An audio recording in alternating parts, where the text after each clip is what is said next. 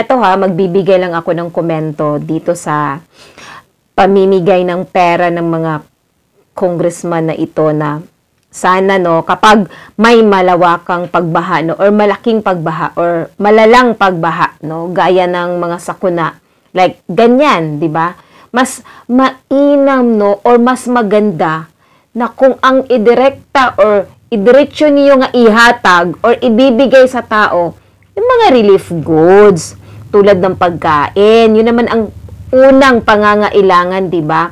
Tubig, gamot, 'di ba? Gamit pang kaligtasan. Kasi naman pag ganitong sitwasyon, my God, hindi agad magagamit ang pera. Lalo na't limitado ang paggalaw ng mga tao dahil sa baha at kulang ang mga bukas na tindahan at malamang dahil sa ganyang sitwasyon walang bukas na tindahan kasi lubog lahat sa tubig. Mas nakakatulong ang mga pangunahing pangangailangan para matiyak ang kaligtasan at kalusugan ng ating kababayan na nasalanta ng bagyo. Ay nako. Kaya sila binabatikos ngayon no, si Gobernador Luigi Villafuerte at saka si Migs Villafuerte, dyan yan sa Camarines Sur.